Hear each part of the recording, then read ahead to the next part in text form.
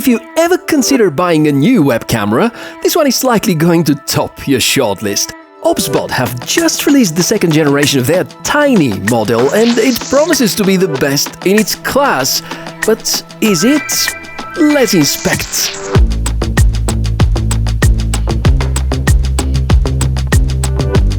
Hey everybody, welcome to the channel, nice to meet you. I'm Michael, the Tech Mishka, and this can act as a multi-purpose desk camera, although it's meant to be just a web camera. It comes from a company called OBSBOT, and I remember back in 2019 a friend convincing me to try out the OBSBOT Tiny Generation 1, which turned out to be fantastic. And through the years, OBSBOT have been further developing and enhancing it, and with two major releases, fast forward to now in 2023, they claim to have created one of the best web cameras out there on the market. So our task today to discover all the strong and weak sides, talk about the user experience, see the different use cases, and figure out whether all of these claims are true. Let's dive into it. The launch price is clearly high. At close to $330, you can easily build a home desktop computer or buy a mid-range smartphone, let alone many other budget models of cameras. But engaging AI, developing reliable software ecosystem, and pushing the limits of camera technologies packed into this size could be a good enough justification to ask for that much money. Unboxing the unit is actually fun. You can read about the most exciting new features. Looks like this is not an incremental upgrade, it's more of a revamp, from the size and shape, through the materials of the main body, to the very tiny software details. It's rare to see that many enhancements with a second generation of anything. But so far, most of these are just promises, and that's why we keep on inspecting. I can't emphasize enough how important it is to have a hard case. It's been the same with the first generation, and I'm so happy to see OBSBOT keeping one of their best features, namely good protection of the web camera. Tiny 2 essentially hosts a small gimbal, so it makes good sense to keep it safe. Build quality is apparently much different from the basic plastic material with Tiny Generation 1. We can now feel significantly more durable materials, and the whole thing feels solid. OBSBOT promised that there's a very large image sensor behind the lens, so let me very quickly brief you about the rest of the most interesting specs, and then we can do some more testing. The Tiny 2 model supports video resolution up to 4K, has unusually large 1x1.5 image sensor, a dual native ISO support, all-pixel autofocus technology, low latency transmission, gesture controls, voice controls, privacy protection, a few optional accessories, there's a convenient smartphone app, and quite decent PC software. From the specs, there are a few key takeaways I want to talk about, and I'm going to start with the thing that OBSBOT are advertising the most, namely the image sensor inside, which is significantly larger than the predecessor generation. And since they don't disclose the exact model, after a long research, I think it might be the OmniVision OV50E.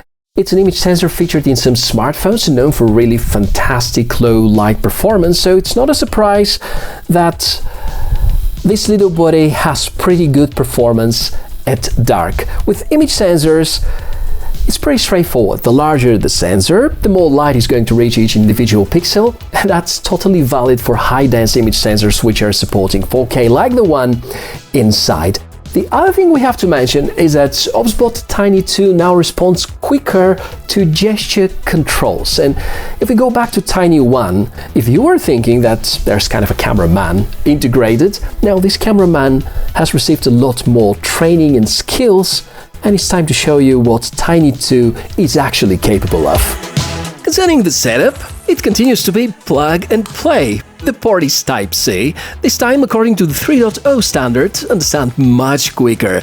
If you don't care about advanced controls, simply connect the camera, open your preferred conferencing software and enjoy. But you are paying a whole lot of money for this Tiny 2, so I believe it's worth spending a few minutes to get to know its full potential.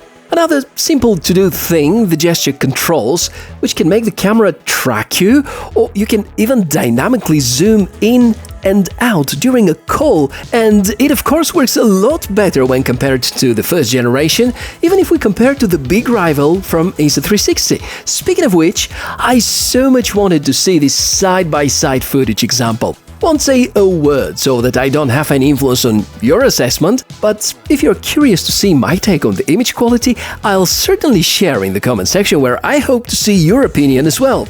If I have to use one word about how OBSBOT Tiny 2 feels in low light, I'd say mighty. So few artifacts, so many details, almost no noise, and colors are quite accurate and stable. Difference between my inbuilt web camera and Tiny 2 is apparently like day and night. If we go ahead and try to do more, try the voice commands. Fun to use, there are around 10 phrases which can let you control the camera entirely hands-free. They worked fine for me most times, although, as you can notice, English is not my native language. If you prefer to control the web camera remotely with buttons, there's a lovely remote that you can order additionally, and in my opinion, it's a must-have if you intend to use the AI functions. Now, time for some more use cases, which will give you an idea about the advanced settings. You can use the PC software to fine-tune practically everything: colors, contrast, exposure, and so on. I'm really impressed with the algorithm to defocus the background. Yes, it looks artificial, but it's so effective. So many features, and right now I'm using a few of them. Currently, AI tracking is enabled, so as soon as I do a movement, it's going to track me. And I've also enabled the background blur, and I can zoom in and out very quickly, and dynamic zoom is also supported. And in the meanwhile, we're testing the microphone. So what do you think about OBSBOT Tiny 2's inbuilt microphone? Comment down below, please. Needless to say that with the software, you can record, you can fine-tune, you can add various presets, you can even control multiple devices at the same time. But Tiny 2 is not just about PCs. Almost anything which can act as a host and may install peripherals via USB is potentially a supported device. A mini PC, an Android TV dongle, a smart TV, a smartphone, a tablet. They can be so many. If you want to make a live presentation, or if you want to show documents, or if you want to make close-ups of certain objects, OBSBOT Tiny 2 could be the real deal. But, of course, just as every other piece of tech, this web camera may have some flaws. Since now the price goes in direction premium, an external microphone input would have been great, but besides that, and the relatively high price, I think that's it.